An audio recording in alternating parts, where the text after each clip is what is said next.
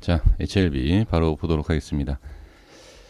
일단 하방이다. 이제 매도에 대한 것을 계속해서 제가 강조를 하고 있는데요.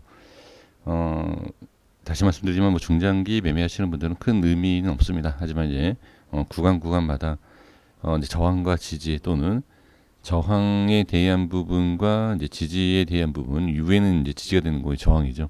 이제 여기에 있어서 이제 추가적으로 매도가 매도를 부른다 이런 말씀을 드리지 않습니까? 그래서 지금 상황에서는 저항이 생기고 매수 자 보다는 매도가 확인이 되고 그 위치에서 또 매도 그러면 어때요? 다음에 또 매도죠.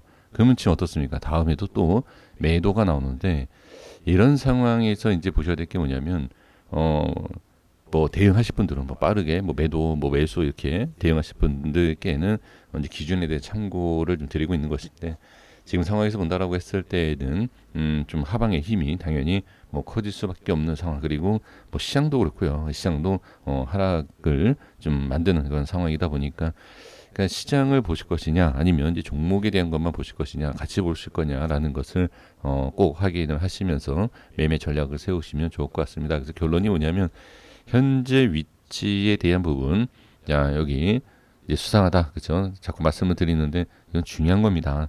이 수상하다라는 이 저항에 대한 이 물량이 어떻게 보면 자 이전도 제가 3년째 HLB를 분석하고 있지 않습니까? 그 저항에 대한 부분을 말씀드리고 강조한 위치를 지나고 나보면 어떻습니까? 중요한 최고점이었다라는 걸 분명히 확인하실 수 있습니다. 그래서 이 위치에 대해서 분명히 계속 강조했고 이 위치에서 강조했고 그렇죠? 그리고 나서 자 요 하단 쪽에 대한 것과 이 위치죠. 이렇게 끊어가는 위치마다 대응할 수 있는 것은 대응을 하시는 것이 가장 좋다. 그리고 현재 위치에서 이제 또 말씀드리고 싶은 게 뭐냐면 만약에 지금 시간이 약간 밀렸는데요. 내일 반등을 못한다. 그리고 개파락 위에 밀린다라고 했을 때 이 위치는 또 다른 저항이 생기는 구간이다. 이렇게 보시면 됩니다. 그래서 매도에 대한 것을 크게 뭐 생각 안 하신다라고 하면 계속해서 홀딩을 하시는 거지만 이제 매수에 대한 것을 하실 때는 좀 한 번 더 생각을 해 보실 필요가 있습니다. 그래서 매수를 하신다라고 했을 때 아예 밑에서 눌리는 이 힘이 강하다 보니까 매수는 밑에서 아예 하실 거냐 아니면 반대로 자 하락을 신경 쓰지 않고 올라왔을 때 지지라인에서 할 것이냐 또는 더 올라왔을 때 안심을 할 수 있는 그러한 위치 더 올라왔을 때 매수를 하실 것이냐 반드시 확인을 해주시면 좋을 것 같습니다. 지금은 매도에 대한 계획은 아마 없으실 거다라고 생각이 듭니다. 그래서 만약에 매수를 하신다라고 했을 때에는 하락에 대한 부분은 기다리신다든지 아니면 그 기준마다 있는 위치를 좀 안착을 하는 그런 모습을 확인하시면서 매매를 하시는 것이 좋지 않을까 이렇게 생각합니다. 생명과학도 마찬가지죠. 생명과학도 말씀드렸던 것 보시면 아시겠지만 이 저항에 대한 부분 반복적으로 생기고 있고 이 저항이 자꾸 생기게 되면 하락이 점점 커진다라는 것을 당연히 좀 확인할 수 있는 모양. 이 지표상에서도 분명히 보여지고 있죠.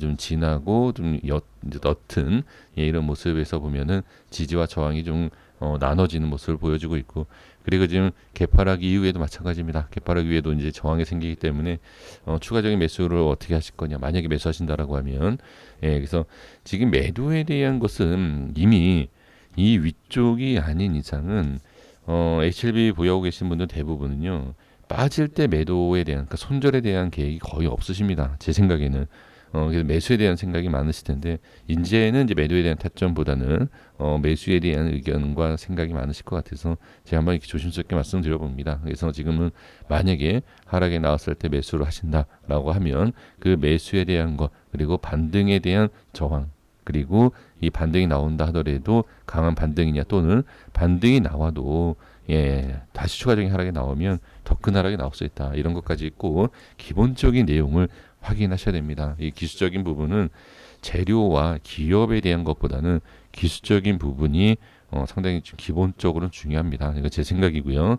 그래서 그렇게 꼭 확인을 해주시면 좋을 것 같고 그리고 이제 기술적으로 확인을 할 수 없는 그런 내용 뭐죠? 많은 분들께서 기다리시고 계시는 뭐 재료이죠. 호재 이런 엄청난 호재가 있다라고 하면 진짜 뭐 시간에 뭐 급등도 하고 뭐 그냥 갭상승하고 이런 부분이 있기 때문에 그러한 기대감이 있는 매매를 하신다 하더라도 될 수 있으면 그러한 엄청난 재료와 상승이 나온다 하더라도 낮은 자리에서 매매를 하는 것이 더 중요하지 않을까 싶습니다. 그래서 지금 상황에서 말씀드리고 싶은 것은 남들보다 더 낮은 자리, 더 좋은 자리에서 매수를 하시는 것이 어떨까. 그렇지만 그러한 엄청난 재료가 나와서 엄청난 또 그런 상승 그 나오기 전까지는 추가적인 하락이 나올 수 있고 어떤 모습이 나올지는 우리가 알 수 있는 건 아니지 않습니까? 그렇죠?